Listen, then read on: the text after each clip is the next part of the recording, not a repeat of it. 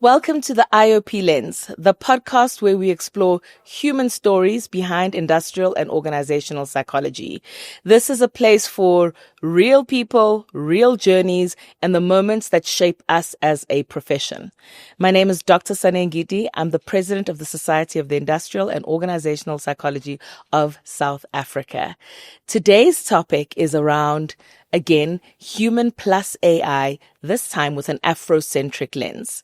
Our guest today is Zaheera Laher. Now, let me tell you a little bit about Zahira. Zahira is a work psychologist with over 20 years of experience in the public and private sectors across the African continent. This part I love the most. Her name, which translates to supporter, reflects her deep commitment to fostering meaningful connections, building trust, and facilitating personal and organizational growth. I think that really speaks to who Zahira is. Zahira holds a master's in industrial psychology from the University of the Witwatersrand. I'm also a Witsi. She currently serves as chair of the Black IOP caucus within the Society of Industrial and Organizational Psychology of South Africa, SIOPSA. And Zahira's key focus areas are organizational development, competency-based assessments, and young talent development. I absolutely love reading people's bios because you're reminded of their stories, what they bring, their value, but also what they're really, really passionate about. Zahira is on the executive committee of SIOPSA, leading BIOP as per her bio. And so I'm really excited to have her on the podcast today. So welcome, Zahira. Thank you so much, Sane. Lovely to be here. I think this is such an exciting initiative. I'm nervous to speak, I'll be honest. I love the initiative. I just didn't think I want to be. Do not be nervous. We're just going to have a lovely chat together. And the thing is, it's about such an exciting topic, right? Mm-hmm. It's so relevant to us, which is around looking at this thing around human plus technology, the real transition in the world of work, but from an Afrocentric lens. So I think that really excites me. But before we start with all business, I'd love to hear a little bit more about you, Zahira. Tell us a little bit about your story. Sure. So, I'm born in the East Rand. So I'm an East Rand girl. I don't think people go around saying that too much. Always been in Gauteng, lived all my life in Gauteng. To be honest, I think like most people, I fell into industrial psychology. Very few people, I think, consciously make a decision to be industrial psychologists. Mm-hmm. I grew up at a time when it wasn't the norm, I would say, for people in my community, for females, to go out and study. So I never thought I would go to university or think of a career. I just thought I'd get married and have kids like everybody else around me. My brother and I are one of the first few in our families to go to university. But my father thought otherwise. He thought I should get an education, and he just said apply. And at that time, the only university that was English medium was Wits. So he said, that's where you apply. I'm not going to sign any other papers. I'm not sending you anywhere else.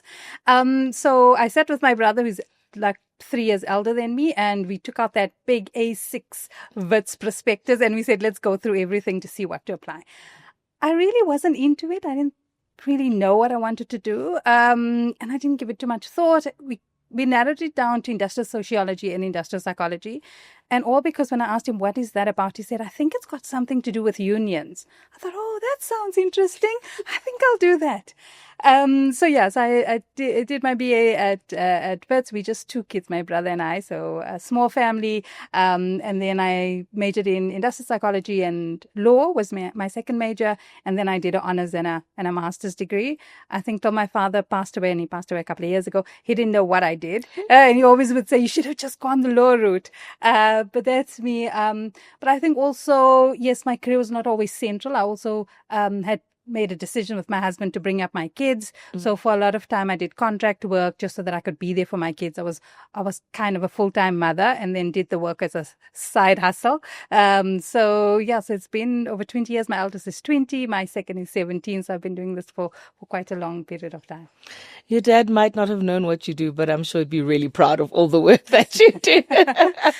I think just one aspect there around unions exciting you. I think you were one of the only people I know who would be thrilled to follow the union route, and then you did law. Talk a little bit about that.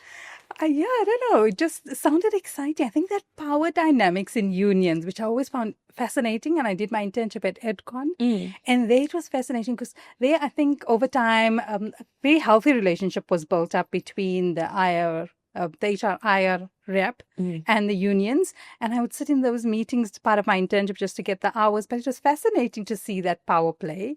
Law, I just did because my brother did law. I thought I'll get all the notes from him. And then I realized beyond page 3, there's no notes in the book. So that didn't work out well. But yeah, once I registered and I got into the world of work, I don't think I did as much union work as probably I had anticipated. But perhaps I could have pursued that a little bit more. Is there a moment that stands out for you in your career as defining? Not specifically any moment. I think one moment that sticks out, I wouldn't say defining. I think it just made me real and human. So like I said, I brought up my kids, but I had kept my two worlds very separate. Like there was this professional side of me, and then there was this home mother side of me, but they were very distinct in my mind. So when I went to work, I dressed the part and looked the part and talk about my family. And I had that sort of mixed identity. And the one day I was speaking to a manager, it was after hours, and it was way before COVID, way before people worked from home. And I had to have a conversation with him, and I prepped my children to say, okay, I'm going to go into this work call. Please just watch TV and sit here. And they were quite young then. And the two of them started arguing. And as they argued, I moved from room to room in the house, and they kept following me. Eventually, I put myself in a room, I closed the door, and they started banging. And I had to tell this manager, I'm so sorry, but I'm working from home. I'm at home and my kids are arguing. And he said, oh, thank God, because I thought it was your employees that were fighting in the background. But I think just that moment of saying, it's okay. It's okay to have these dual identities, and you are a mother, and it's okay. So I think that was defining moment in terms of me accepting that, yes, I have these different identities and I can merge them. So I think it allowed me to relax a little bit, and it's okay to be a working mother, whereas before I would kind of hide it, that was also a part of me. So yeah, I think that comes to mind. I love that example because I feel like it's so our reality now, like how working from home, that duality of having to hold your professional career and having to hold your family life. It's almost like that happened to you at a moment in time, and that's the reality of the world of work today, right? Yeah. That's like what we're experiencing. There's no hiding our kids. Exactly. I know. Yeah, there's no turnstiles anymore that says, okay, now you're the professional person. And I think, this happened to me probably 2010, so quite a long time ago. You were ahead of the curve. The IOP profession can seem so structured, frameworks, etc., and almost seem so unattainable. Have you experienced a moment or an opportunity where it's almost brought the humane side of it, so people don't just see it as policy frameworks, etc.? Yeah. Sure. I can't think of a specific example, just in terms of people's side. I think you bring in yourself and that ability to connect with people. Like you said, my one of the meanings of my name is around being a supporter and being an ally. And I think I have that ability to connect with people. So even when I meet very senior people and it stresses me out because I think, oh my goodness, this is the CEO, or, this is somebody important. I think that ability to bring that human side in, it just levels the playing field. I remember specifically when I had to give feedback to Sizwe Ngwasana. I hope I got the click right. You got it right. So he was CEO at First Rand, and he was recruiting for his executive assistant, and I had gone through the candidates from an assessment perspective, and I had to meet with him, and you kind of go to that floor of the building. I've been to First Rand many times, but never to that floor. And you get off the lift and you see the carpet is different, and you see the art on the wall is different. And you obviously the nerves start building up, and you're waiting outside his room.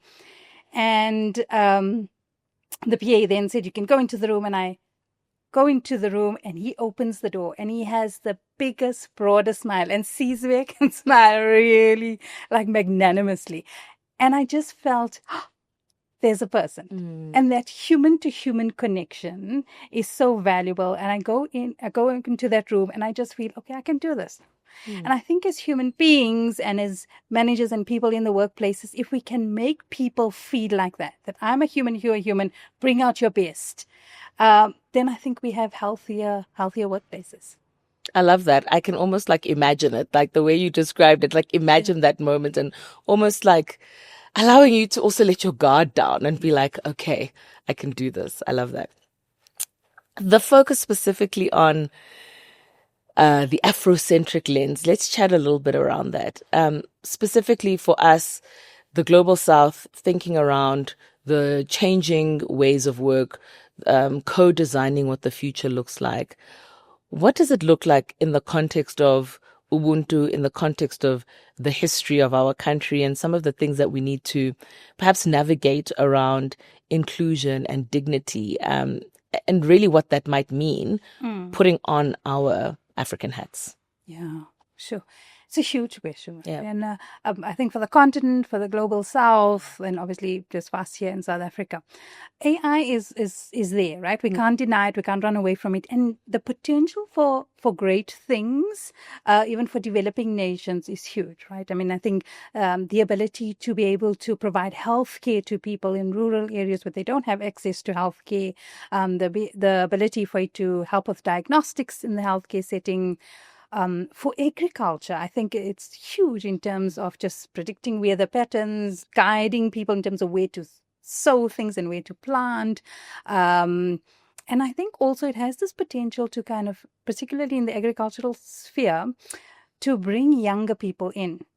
Because I think agriculture is seen as kind of very rural and maybe outdated, but this ability to combine it with AI and technology can bring younger people in, which we know in terms of food security on the continent is critical. So I think there's huge potential for it, but there definitely is a divide. I mean, just in terms of way data is collected, there's this idea of data colonialism, right? Just how in the past people would hijack or land or take over land and take over people's lives. There's this not even potential. It's what's already happening, taking over people's data. So I think there is this digital divide that exists. And also, just because in developing countries, we don't have the infrastructure to hold some of that data. And let's be honest, some of the data is very riddled with biases. I mean, I asked AI, one of the language models, to produce an image of an African person or person living in an African continent. And you get the typical stereotypical notions of what that person would look like. So there is a nuance in terms of where does this person live within the African continent. So there are biases and there are discrimination. We've got infrastructure issues. I think in South Africa, we know very well about our power issues. So we have that unstable connection or connectivity. So there's lots of issues in terms of us capitalizing the use of AI. And I think sometimes people just develop because we can do so. It's exciting. We can make it look interesting. We can make it look great in terms of aesthetics. But not often do people think about, but is this what we really need? I think what's interesting in what you said there is there's almost like a dichotomy. And in the beginning, you spoke around how technology can almost accelerate access or provide access where there wasn't before, like in the health space, and really leapfrog opportunities, right, using technology. But in the same breath, there can still be barriers to access because there isn't the infrastructure. So just the realities that we hold around opportunity for technology, but also real barriers that still exist in our infrastructure. Yeah, most definitely. And I think what developers and perhaps that's where IOPs come in to help guide developers. I think it's a area we've kind of stayed out, right? People say they become psychologists because they like people or they want to help people, and they think, oh, technology is not people, so we won't go there. Perhaps as younger IOPs develop and come into the profession, that will change. But I think we need to get in there more so to help guide some of the decisions around the design of AI systems. To say, how do we perhaps create systems that are less resource intensive. That can deal with infrastructure instabilities. And that's where our role can be. And what is the role of the user, and how does the user fit in? How do we still keep that user central to what we're designing?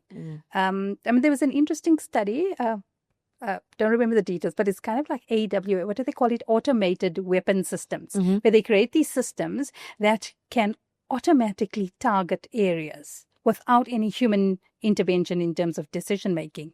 And what the research found is that it will typically go into areas where there are Black people, or where there are marginalized people, and attack those areas because those are seen as the enemy.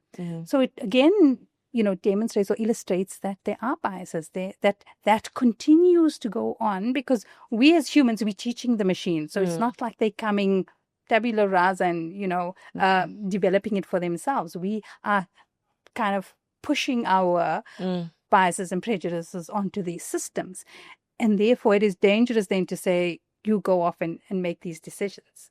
So I was listening to the speech at the recent Nobel Prize Awards, and the recipient was speaking exactly about that. He was speaking around the power that AI has and how AI is going into a space of more of the intuitive space around humans, and where it could end up or where it's going is the spaces, for instance, around like without instruction, issuing missiles without instruction, doing things, and how critically we have to play in that space as humans so that the power of AI doesn't overpower us. And when you think of that, and also what you've described around like it goes into the spaces where there are minorities, takes us to what you were saying around data, because if AI is inherently learning from existing data is biased. Yes. That exists within the system. And so it will perpetuate bias to some extent. Yeah. So we're not changing society. We're not using it to change societies of the way we think. We just kind of continuing with what we know. And also, if you look at funding, like a lot of the funding in terms of development of these technologies is going to the developed nations. They are leading the pack, and the funding is going in that direction. So we always, in the global south, we're always going to be lagging behind because the funding is not coming our way. There's very little. We're always playing catch up, and by the time we're catching up, it just seems like it's the rest of the world is so far ahead. So that can become a little bit debilitating. I mean, we're still navigating and grappling with diversity within the workplace, inclusion, and what that looks like. As AI enters the equation, what does that mean for bias? Yeah, I think diversity and inclusion are still huge issues in the workplace, in society in general. And again, like we just been speaking about, if there are biases, it will continue with that. I think from an assessment perspective, we need to be careful about some of those biases. And I think as IOPs, we need to question that black box. What is in the algorithm? Is it valid? Is it reliable? Does it cause degrees of unfairness? I think those are quite important. I had a thought and it slipped my head, but I think there's evidence that the interesting thing there's this World Values Survey, right? And there's questionnaires on the survey, and what they did, the researchers done, they've put the survey into the language model, and they've said, pull out responses. What do you think how will most people respond to the survey? And when you pull out the responses and you correlate it with countries that are highly developed, correlations are high. If you see further down, if you correlate it, if the correlations decrease with countries that are lesser developed. So it means it's not taking into account everybody's values. It's taking into account the values of a select portion of the world's population. So from an assessment perspective, we'll be saying this is the ideal candidate and validate the, the candidate's results or correlate the candidate's results against these. What are we saying? Who is then the ideal candidate? So I think we do need to be careful. I do think we need to assess those, and we need to question those algorithms and see what's beneath that. And I think you need to have like ethics boards, AI ethics boards, and psychologists, industrial psychologists specifically, have to be on those boards. Yeah, I think ethics is a huge issue when it comes to AI, right? And it's around looking at the broader ethical implications, but also how do we co-design to make sure that we're enabling, but ethics remains at the core of how we use technology to enable. Looking specifically at this Afrocentric lens, one of the core ideologies is that of Ubuntu, which is I am because we are. Yeah. And it's such a beautiful way that encompasses our culture. But how do we use this from a point of it moving from just being a philosophy to something practical in things such as perhaps, I don't know, AI design, AI governance, or how we operate? Yeah, thanks for that. I mean, I think traditionally when people develop AI, it's about the individual. And Ubuntu brings in this idea of the collective. So how do we co-create, co-design, and how do we, in a way, think about it from the bottom up? So I think that is really valuable, that idea of always having the user in mind and collectively deciding what is the best way forward. What is it that we need to do? How do we address that? I think in so doing, we also address real life problems, because sometimes AI can address things that are nice to have, but not really practical or really impact the majority. The other thing around ethics is that, yeah, there's things that when we think about ethics, we think about transparency and accountability. But I think Ubuntu broadens that description of ethics and that understanding of ethics. And it looks perhaps at more harmony and humanness and dignity. And people might think that those are softer issues, but I think those are so critical and so important in terms of looking at ethics more broadly. It's interesting that you would say that, because often when you speak around or when there's conversations around AI, I don't often hear the word dignity come up, right?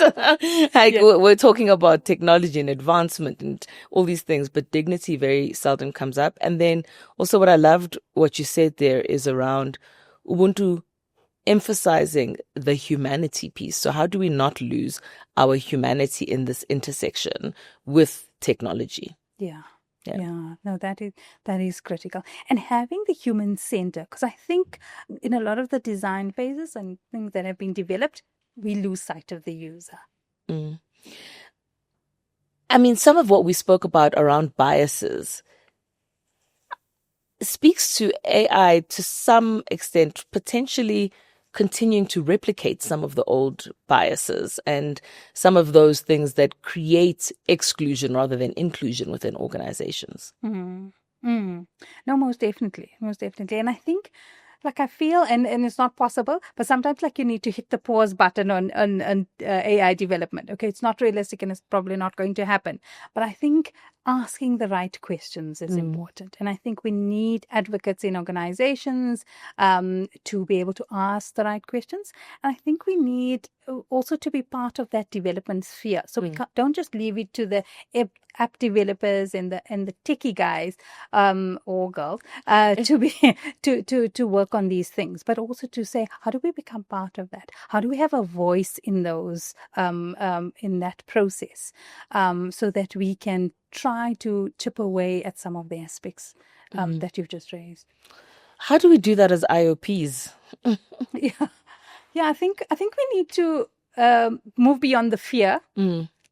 Myself included. Sometimes I think it does scare us because we think we know nothing about that. But I think to move beyond the fear and to educate ourselves and to kind of own our space. Which I think also is hard for IOPs. I think we kind of want to stay in our lane, and that lane can be very small. So it is about owning that space and moving into that, and using our also, remember, we scientist practitioners, so using the science, but also looking at it from a very pragmatic perspective and say, how do we bring that in?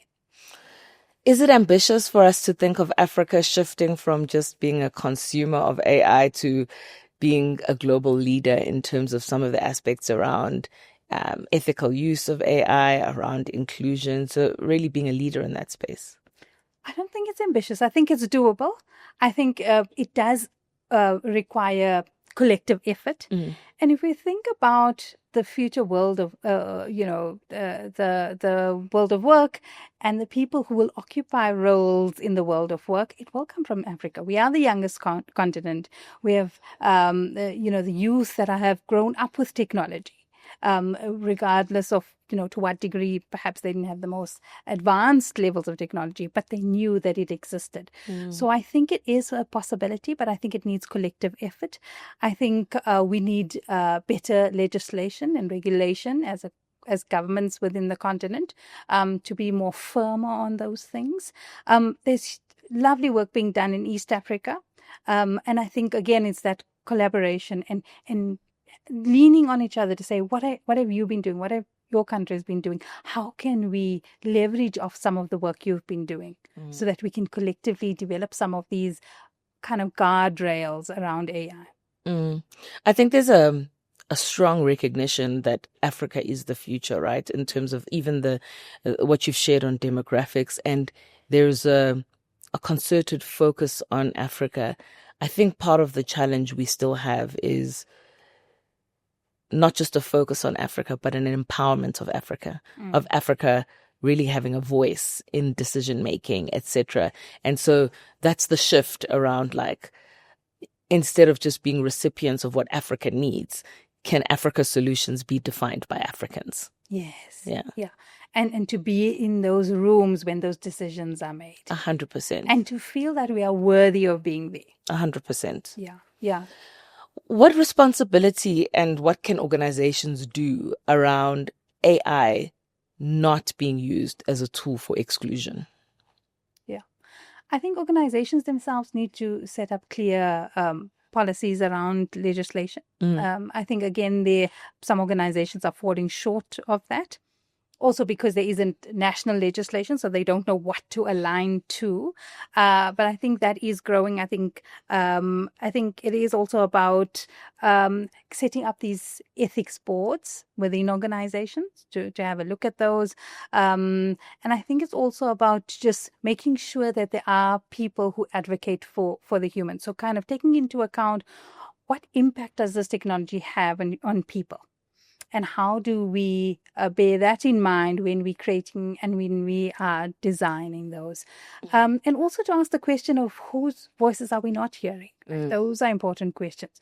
Who are we not hearing from? Who is being sidelined? And how do we bring those voices into the room? Sometimes those are difficult questions to ask because we like to think we're inclusive and everybody's there.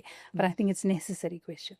I absolutely love that question. And how do we make sure that question is being actually asked, right? Because it can feel quite threatening to ask that question. Yeah. And I think that's when us as IOPs in organizations, we have those roles to play to ask those pertinent questions and to be there. And sometimes, even if we're not invited, to sometimes push our way in.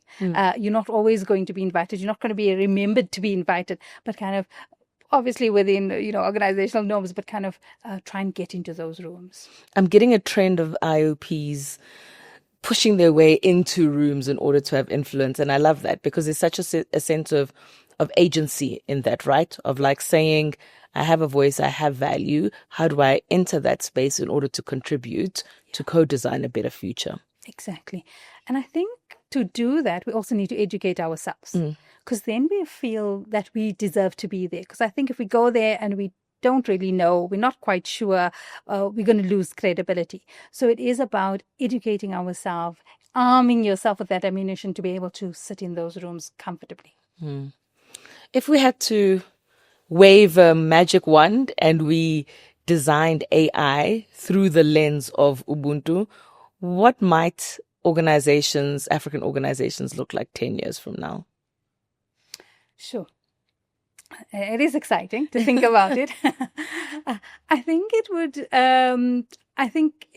It would be obviously inclusive. I think it would take people into account. I think it would be very mindful of human limitations, and also look at how do we work on collaboration between human and AI. I think that'd be a nice kind of, I don't want to use the word balance. Balance is very hard to get, but kind of equilibrium in terms of human and AI collaboration. I think it would bring in degrees of objectivity. And reduce subjectivity. I think it would make people's lives better from a well-being perspective, that we have healthy human beings as a whole. So not just about, yes, organizations ideally would want to do well because they profit-making, bodies and organizations, but also how do we have humans and people at work, employees at work who are well. More holistically. So we bring in the AI to augment some of the things that perhaps cause the strain and the pressure, and we have overall just gentle, good, what should I say? Healthy humans. I think that's an important piece because it shifts the narrative or the dialogue from fear of what AI can do to how does AI add value to my doing, right? So that creating better balance or assisting in efficiency. So again, there is this reciprocated value between human and AI, as opposed to a threatening perspective. I want to go back to the dignity piece because I absolutely love that. How do we start thinking about how we design organizations for dignity and belonging with AI and technology in the mix? Yeah, I think so. It's not an easy one because obviously, so much to take into account there. But I think it is about seeing people, and again in that design process to ask people, is that what do their needs are? What are the pain points, and to use that as a focus. But I think in the organization is also to bring out the value, to bring out that higher level thinking individuals, to say, we see you, we value it, this is why we need you. So particularly in decision-making processes, to get that input, to ask people, to consult people, just so that they know that they are valued and the inputs are valued.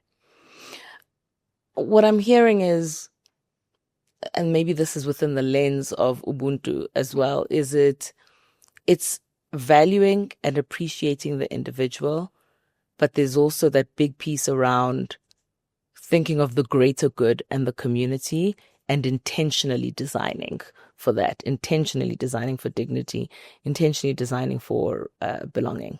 Yeah. That would, because I think in a way that talks to your previous point around people are scared, right? The fear is there. AI is going to come. What's going to happen to my job? Am I going to lose my job? A community is going to lose out, because we know when one person loses their job, it's not just that person, but there's a ripple effect. But I think in that way, when people can see the practical and tangible value of AI, they would embrace it, because also that's another obstacle in terms of the global south and developing nations. It's that readiness for AI. The technology is there, but are people ready from a skills perspective and from a mindset perspective? So I think by showing value in that way and to show how it will impact your life, that will be a way to overcome some of those readiness obstacles.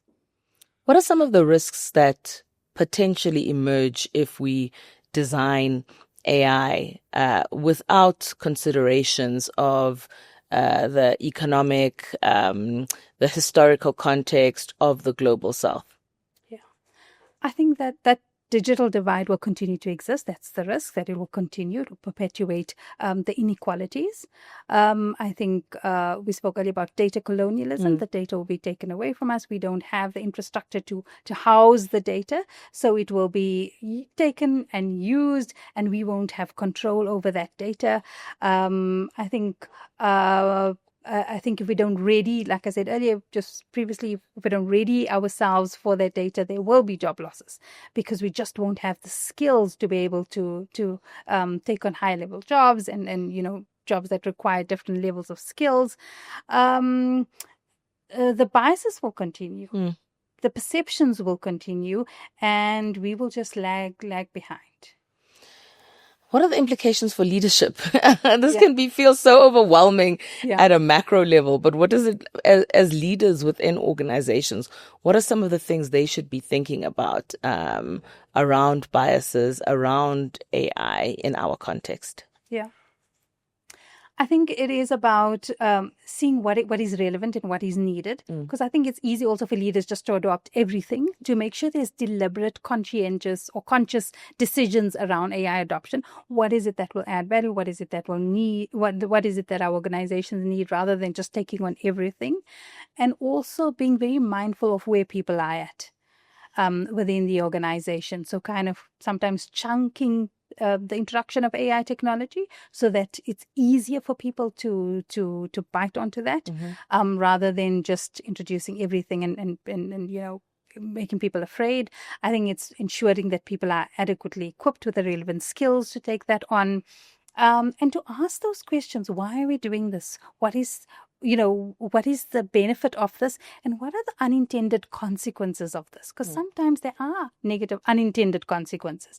But to bear that in mind, to say, what are the risks and how do we mitigate some of those risks? So I think a little bit sometimes, not necessarily slow, but more deliberate and more conscious about the decisions they make.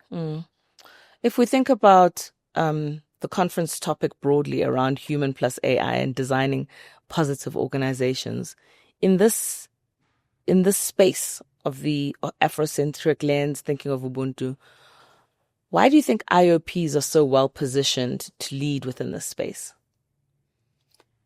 I think we're very aware from a cognitive perspective around how the mind works and how the brain thinks. So we're aware of the biases. We're aware of the impact of algorithms, right? The way technology works, your feed gives you what you're interested in, right? Which is great because you don't have to waste your time in terms of seeing other things.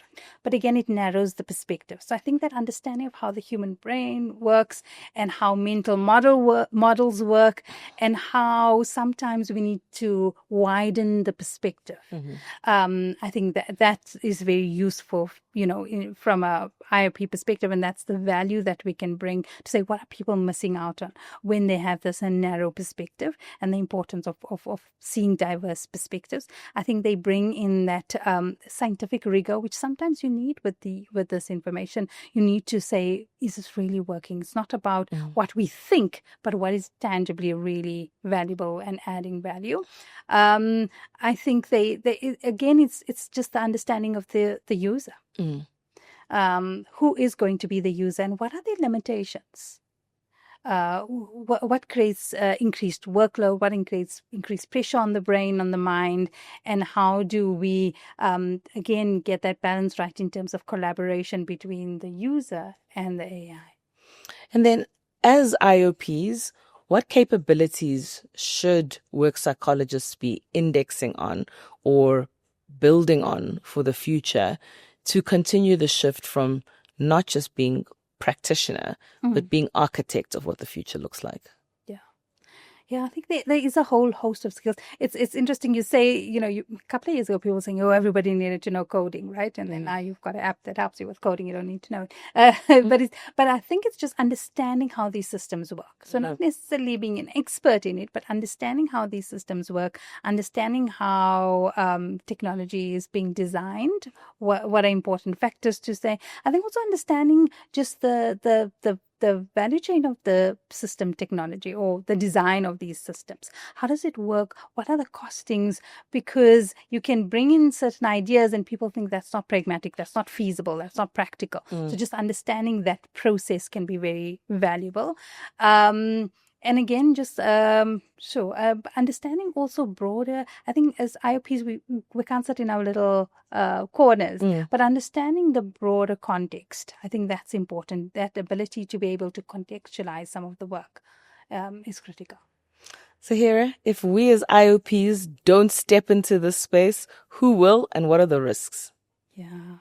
And I think it's already happening. I don't think it's, kind of hypothesizing what will happen. I think we are not stepping into those spaces. I think people designing technologies without any consideration of the user or the human. And we're getting technologies that are not user friendly. Even sometimes our everyday apps, I mean, our phones, you think, why do I have to click here? Why do I have to do this? Doesn't make sense to me. It's because nobody thought, what would be best for the user?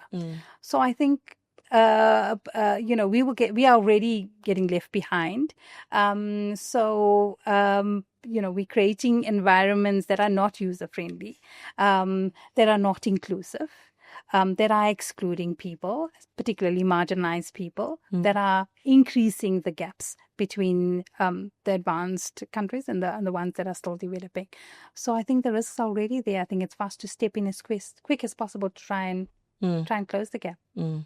So there's a lot of opportunities, but again, hearing we need to step in. We need to make sure that it's proactive. Yeah. Bringing this a little bit closer to home, as part of the SIOPSA community. It's more than just a community.